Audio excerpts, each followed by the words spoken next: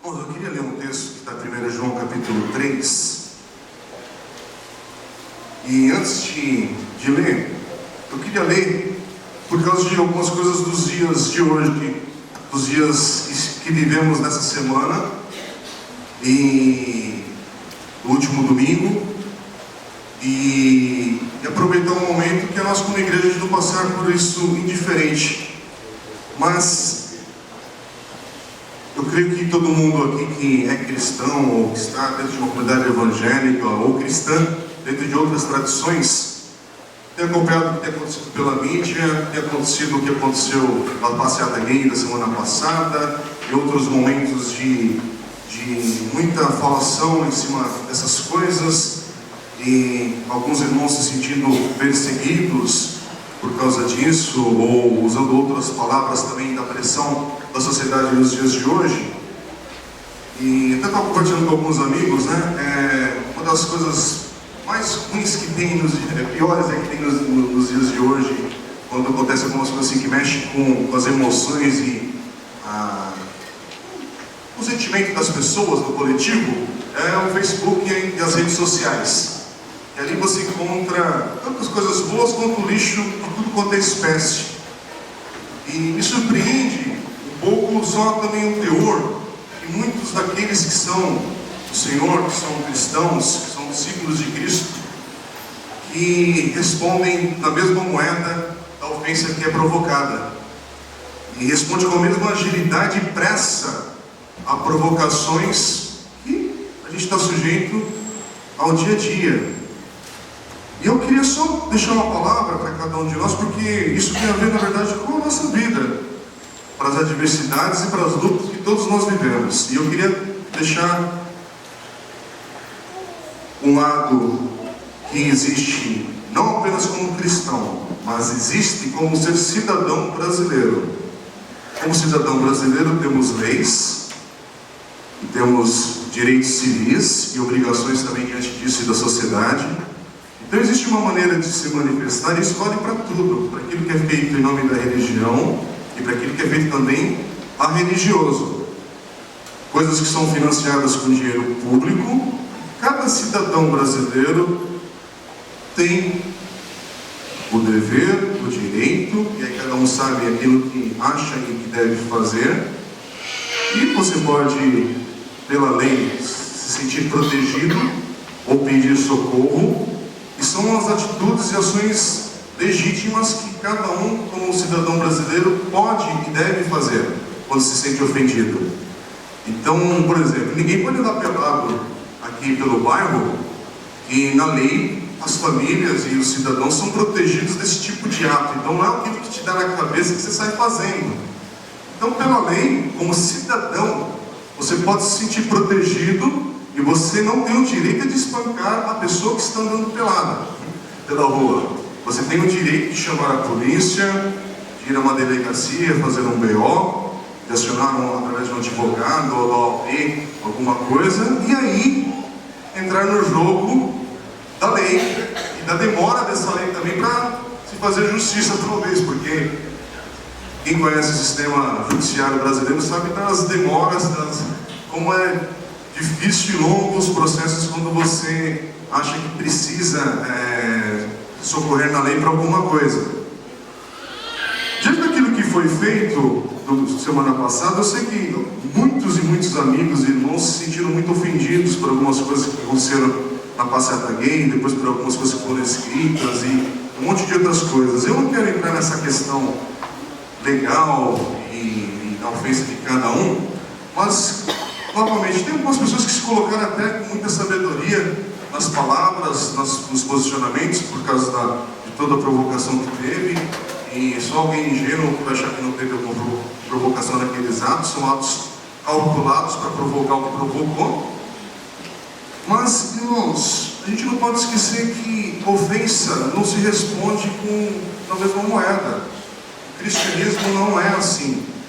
Outras religiões, quando você é ofendido, você lança bomba, você tira o pescoço do cara, você vai para a guilhotina, você fuzila, outras tradições religiosas permitem até que isso seja feito em nome de tal líder religioso, de tal maneira de pensar a vida, mas o cristianismo não.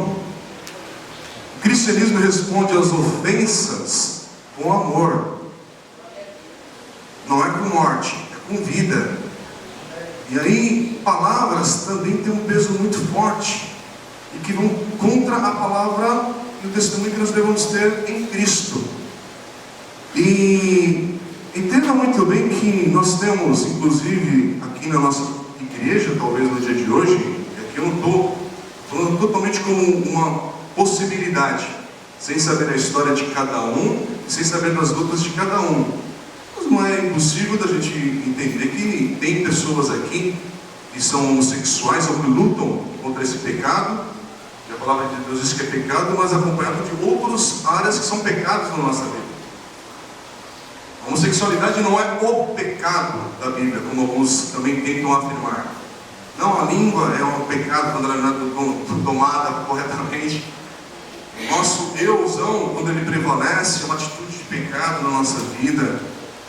Mentira, conduta errada e tantas outras coisas, todas as áreas que Deus quer tratar no nosso coração, na nossa vida, na nossa postura, no nosso egoísmo, nossa vontade de prevalecer o que eu estou falando, a minha ideia, o meu jeito de pensar a igreja, o evangelho. Pecado, irmão, arrogância é pecado. E a arrogância religiosa também é um pecadão, sabia? E às vezes a gente está nessa bagunça toda, a gente não se dá conta que a gente está falando de um evangelho do amor, mas as atitudes, os tweets, os faces, os não sei o que, os e-mails da vida, eles são pesados e carregados de uma ausência de amor, de ausência de graça. Por quê? Porque nós somos muitos, e eu me incluo nisso, intolerantes. Essa é a palavra. Eu quero abrir aqui um espaço, justamente para a gente entender que nós temos irmãos aqui no nosso meio, talvez, que tem essa luta contra uma área da vida de dificuldade dele. E meu irmão, se você tem essa luta na tua vida, você é bem-vindo aqui nessa igreja. Você é bem-vindo para caminhar conosco. E nós oramos para que Deus te dê graça, assim como eu estou precisando da graça de Deus em outras áreas da minha vida. E isso é uma dificuldade que nós temos, porque a verdade é que a gente não sabe caminhar com aqueles que a gente vê algo mais, muito diferente da minha conduta. E vamos falar a verdade, a gente não é preparado para receber os bandidos, os assassinos. A gente manda para as missões especializadas nessa área. Os pobres, os favelados, a gente ora por eles, mas a gente quer que pelo menos ele vá até aquela casa assistencial da igreja, que é no outro bairro, a uns 3, 4 quilômetros de distância. Eu já comentei isso aqui na igreja, perdão de novo por ser repetitivo nisso, porque dá trabalho lidar com algumas questões que são mais longas e difíceis aí de caminhar. Falando sobre isso, uma coisa é ir para a ingenuidade de achar que não tem algo acontecendo em provocações e mudanças nas nossas leis, em coisas que, novamente, nós como cidadãos podemos estar atentos, participar. Como ontem o pastor Luiz teve uma turma aqui da igreja, participaram de um fórum falando sobre a questão de família e falando sobre tudo que está sendo feito contra a família, né, e a família no modo tradicional da sociedade, que tem sido atacada, está sendo atacada. Somos todos. Então, quando cabe a nós, e nós temos o espaço e as condições para nos orientarmos, conhecermos melhor o que está acontecendo, e novamente, não é porque a Bíblia diz, porque quando você está vivendo na sociedade, a sociedade ela é para todos, para brancos, negros, pobres, ricos, crentes, ateus. Então, quando existe a questão do Estado laico, ele vai nessa questão que é uma questão que é para todas a lei. Mas, por outro lado, tem condições que a gente pode, como igreja, né? E aí não existe a Igreja de Cristo no Brasil como a única que vai lá e fala na mídia as coisas em nome de tal igreja. Não, porque o pensamento dentro da igreja é tão já bagunçado, tão diverso, com tantas opiniões diferentes. Mas, novamente, isso não impede da gente se articular, conversar, debater. Mas, irmãos, a base de fazer isso, sempre, quem é discípulo de Cristo, é no amor, é com a graça. se não existe graça e amor na nossa postura, a gente está sendo mais um nessa bagunça toda. A luz de Cristo não está sendo vista de maneira alguma. Quando você é grosso na hora de gravar um vídeo, deixar um recadinho no post lá, quando você quer falar com a mesma efervescência, né? Não é assim, não é assim. E não é assim como a gente sabe, porque olha para Cristo, como é que ele reagiu. Como é que você fica surpreso do Evangelho não ser recebido? As pessoas não receberam a Cristo, irmãos. Se eles não receberam a Cristo, eu sou um porta-voz de mostrar a Cristo. Então essa rejeição não é contra você, pessoa. Há uma rejeição ao Evangelho de graça de Cristo. E isso está na história. Você vai lendo em tantos outros momentos da história que houve e há perseguição real, não dessas perseguições paranoicas que às vezes a gente também está querendo fabricar e criar. E eu estou falando sobre isso porque eu entendo que a gente não pode ter um momento desse apenas ignorar e falar frases de efeito. É um momento de clamar pela vida de cada um. Mas sabe como é que você clama? Não apontando o pecado do teu irmão, mas olhando para a tua vida e falando: Senhor, o que há de errado no meu coração, na minha vida, que precisa ser mudado? E a partir disso, Deus permita que as pessoas vejam a atitude e a vida de Cristo em mim, no meu falar, no meu andar junto, uma maneira de lidar com os diferentes de mim. E de novo, eu uso essa palavra não porque os diferentes são piores do que mim, não, porque há diferenças às vezes na conduta, na maneira de pensar um monte de coisa, mas essa diferença não é para falar que o outro é pior. Apenas que eu olhe para o meu próprio coração, porque na palavra de Deus nós não somos encorajados a ficar olhando para o pecado de quem está do lado, mas é olhar para o nosso próprio coração e amar quem está do nosso lado. Diferente. Então, irmãos, seria uma maneira muito bonita quem andou. Eu não estou falando de novo, gente, quando estou falando isso, estou falando num coletivo total, sem prestar atenção, é que eu tenho Face, eu tenho forma de relacionar com as pessoas também, para trocar ideia, encontrar amigos, isso é tudo bacana. Mas a gente vai lendo muita coisa e vai se poluindo e não se dá conta.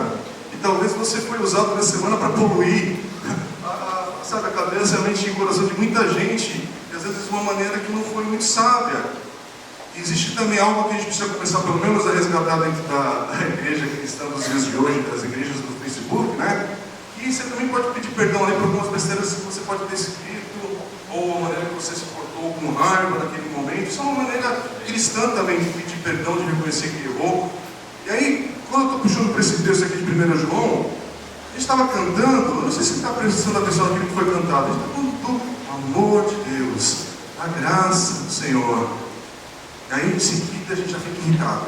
E aí, a gente já vai para casa e tem uma coisa que nos aflige e tal, e já tá. Mas olha o que João diz nessa carta.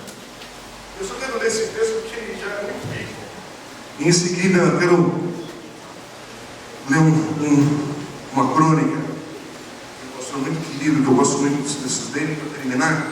Olha o que João fala na sua carta, 1 João, capítulo 3, verso 11. Esta é a mensagem que vocês ouviram desde o princípio, que nos amemos uns aos outros. Não sejamos como Caim, que pertencia ao maligno e matou seu irmão.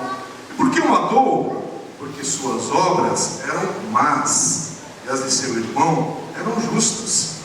Meus irmãos, não se admirem se o mundo os odeia. Precisa interpretar esse texto para a gente explicar quando nós somos odiados por causa do amor de Cristo. Por causa de algumas besteiras que a gente fala, por causa do amor de Cristo legítimo, porque, novamente, irmãos, tem muita gente que está odiando um tal de evangelho que não é o evangelho de Cristo. É uma aberração que está aí solta também na sociedade de hoje. Porque tem algumas pessoas que estão odiando um tal de evangelho sendo pregado que eu também odeio, viu? Preciso confessar no coração. Então eu falo, não, isso aqui não é o evangelho de Cristo, não, isso aqui é lixo. Isso aqui é aberração. Nós estamos falando do amor de Cristo, que não é a placa da igreja que leva isso adiante. Aqueles que estão no Senhor. Irmãos, quando você tem o amor de Deus na tua vida e no teu coração, parece que tem uma resistência aí fora. Muita gente está vivendo isso, irmãos. Muitas pessoas estão vivendo essa cegueira. E qual que é a nossa atitude? Então, chute-os. Você não. João está falando aqui com todas as letras. Primeiro ele está nos chamando a atenção. Olha, parece que o mundo, o sistema que está aí, ele não é um sistema lavado no sangue de Jesus, como alguns estão pensando aqui. Então, peraí, que brincadeira. O sistema que está aí é um sistema caído e corrompido. E Jesus está vindo para restaurar todas as coisas, mas Ele está a caminho de restaurar todas as coisas de fato. Ele já conquistou na cruz, sim, mas Ele ainda não trouxe essa proclamação total. E a gente precisa estar de novo atento à palavra de Deus. Meus irmãos, verso 13: não se admirem se o mundo os odeia. Continuando: sabemos que já passamos da morte para a vida porque amamos nossos irmãos. Quem não ama permanece na morte. Quem odeia seu irmão é assassino, e vocês sabem que nenhum assassino tem a vida eterna em si mesmo. Nisso conhecemos o que é o amor. Jesus Cristo deu a sua vida por nós, e devemos dar a nossa vida por nossos irmãos. Se alguém tiver recursos materiais e vendo seu irmão em necessidade, não se compadecer dele, como pode permanecer nele o amor de Deus? Filhinhos, não amemos de palavra, nem de boca, mas em ação e em verdade. Assim saberemos que somos da verdade e tranquilizaremos o nosso coração diante dele, quando o nosso coração nos condenar. Porque Deus é maior do que o nosso coração e sabe todas as coisas. Amém? Bom, esse texto aqui ele fala por si só. Eu vou continuar lendo, porque vamos terminar esse capítulo 3. Falta só mais alguns versículos. Olha o verso 21. Amados, se o nosso coração não nos condenar, temos confiança diante de Deus, e recebemos dele tudo o que pedimos, porque obedecemos aos seus mandamentos e fazemos o que lhe agrada. E este é o seu mandamento: que creiamos no nome de seu Filho Jesus Cristo, e que nos amemos uns aos outros como Ele nos ordenou. Os que obedecem aos seus mandamentos nele permanecem, e eles neles. Do seguinte modo, sabemos que Ele permanece em nós, pelo Espírito que nos deu. Amém? Irmãos, é isso, é dia de dobrar o joelho. São dias de orarmos e clamarmos pela misericórdia e graça do Senhor diante de tanta adversidade. Os dias são maus. Que Deus tenha misericórdia de cada um de nós, para amarmos quando somos agredidos, para demonstrarmos graça quando falarem mal de nós, quando agirem contra nós, mas que de alguma maneira, a maneira como você responda a essa agressividade, você responda à adversidade da vida, não é só da passeata não, é do trabalho, é da faculdade, é da família, é dos amigos, seja a graça e o amor de Deus que você tem experimentado. Não é isso que a gente está falando? A gente não está falando que tem experimentado da graça e da misericórdia de Deus. Então como é que é para a gente agir? Graça e misericórdia. Agora, quando você tiver oportunidade para conversar com alguém, porque você é bem-vindo nessa conversa, converse, argumente, conheça a palavra de Deus e aprenda a discutir as coisas do seu ponto de vista, que não há nada de errado nisso.